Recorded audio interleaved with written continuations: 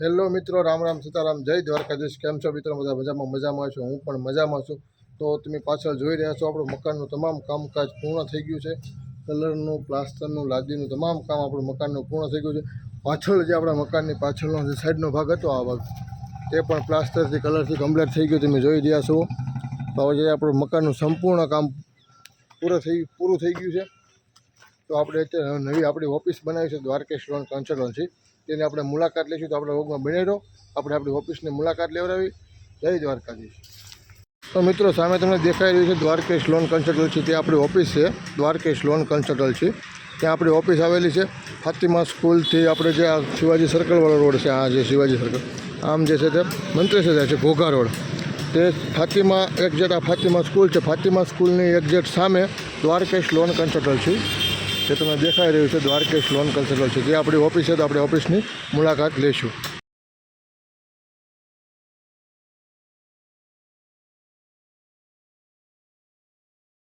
તો મિત્રો તમને દેખાઈ રહ્યું છે તે આપણી ઓફિસ છે, તો એક વખત જરૂરથી આપણી ઓફિસની વિઝિટ કરજો અને તમામ પ્રકારની લોન આપણી ઓફિસે થઈ જશે, તો એક વખત જરૂરથી વિઝિટ કરજો। જય દ્વારકાધીશ। તો મિત્રો તમને દેખાઈ રહ્યું છે તે આપણી ઓફિસ છે દ્વારકેશ લોન કન્સલ્ટન્સી। પાછળ આપણું ટેબલ છે, બધી આપણી વ્યવસ્થા છે। તો જે કોઈ પણ મિત્રોને આપણી ઓફિસને વિઝિટ કરવી હોય તો આપણે પૂરું સરનામું આપ્યું છે ઘોઘા રોડ એક્ઝેક્ટ ફાતિમા સ્કૂલની સામે દ્વારકેશ લોન કન્સલ્ટન્સી, એક વખત જરૂરથી મુલાકાત લઈને તમામ પ્રકારની લોન આપણે કરી આપીશું। જય દ્વારકાધીશ। તો મિત્રો દ્વારકેશ લોન કન્સલ્ટન્સી તમને દેખાઈ રહ્યું છે આપણી દ્વારકેશ લોન કન્સલ્ટન્સી છે, તેમાં આપણે આ તમામ પ્રકાર આધાર કાર્ડ, પાન કાર્ડ ઉપર લોન, બિઝનેસ લોન, નવી જૂની ફોર વ્હીલ લોન, રિટર્ન ફાઇલના ડોક્યુમેન્ટ, ઘરવેરાની પહોંચ ઉપર લોન, ગોલ્ડન લોન, તમામ પ્રકારની આપણે લોન કરી રહ્યા છીએ। તો જરૂરથી એક વખત દ્વારકેશ લોનની મુલાકાત લો અને આપણે તમામ પ્રકારની લોન આપણી ઓફિસે થઈ જશે। તો કોઈ જાતની ઉપાધિ કર્યા વગર એક વખત જરૂરથી દ્વારકેશ લોન કન્સલ્ટન્સીની મુલાકાત લો। જય દ્વારકાધીશ, જય શ્રી રામ। તો મિત્રો અત્યારે આપણે ઓફિસની વિઝિટ કરી લીધી છે, તો અત્યારે ઉત્તરાયણનો માહોલ ચાલી રહ્યો છે, તો આપણે થોડા ઘણા આપણા મિત્ર સર્કલને જે કોઈને ઉત્તરાયણ ઉજવવાની છે તેની માટે આપણે રીલ પાવા માટે જવાનું છે 2 મિત્રો માટે। તો આપણે અત્યારે જઈશું જ્યાં રીલના સ્પેશિયાલિસ્ટ માંજા પાય છે, ત્યાં આપણે ઓમાં મેળવો આપણે રીલ પાવા જઈશું। જય દ્વારકાધીશ। તો મિત્રો અત્યારે આપણે આવી ગયા છીએ, આપણા મિત્ર એક છે તેને આપણે રીલ પાવાનું હતું, તો તમે જોઈ રહ્યા છો અત્યારે માંજો પાઈ રહ્યા છે, જેનું સરનામું છે ફેન્ડેસ માંજાવાળા, જે શાક માર્કેટ છે તેની બાપા સીતારામની મઢુલી છે બાજુમાં, તેની એક્ઝેક્ટ બાજુમાં જ છે ફેન્ડેસ માંજાવાળા।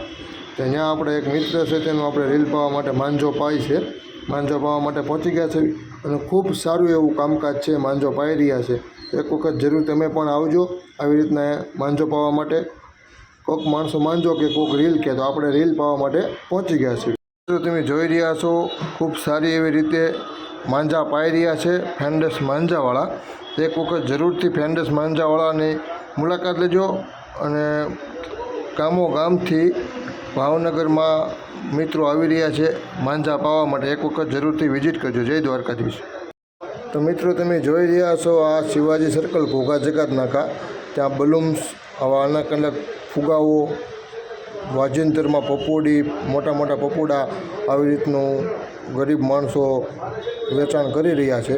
તો એક વખત જરૂરથી આવા ગરીબ માણસો હોય તેની પાસેથી આપણે વસ્તુ ખરીદવાનો વધારે પડતો આગ્રહ રાખીને વસ્તુ લઈએ, તો એ લોકોનો પણ તહેવાર સારો જાય એવી ભાવના સાથે આવા ગરીબ માણસોનું પણ ઘર રોજીરોટી ચાલ્યા કરે।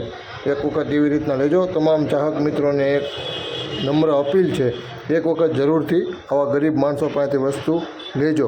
જય દ્વારકાધીશ, જય શ્રી રામ।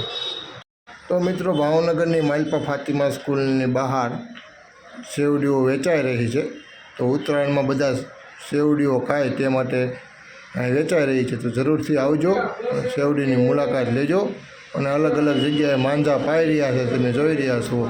તો માંજા પાવા માટે ભાવનગરમાં પહોંચી જજો જલ્દીથી, અને ઉત્તરાયણમાં ખાસ ધ્યાન રાખજો પક્ષીઓનું। જય દ્વારકાધીશ।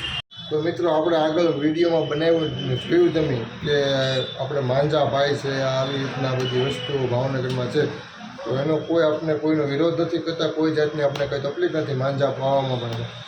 પણ માંજા પાઈને તમે ઉત્તરાયણના દિવસે પતંગ ચગાવો એનો કોઈ આપને વાંધો નથી, પણ એનું ખાસ ધ્યાન રાખજો કે એક મૂંગા પક્ષીઓ જે તમારી દોરીમાં આવીને કપાય છે એ ઘાયલ થઈ જાય, એના પણ નાના બચ્ચા હોય એનું ખાસ આપણે ધ્યાન રાખવું.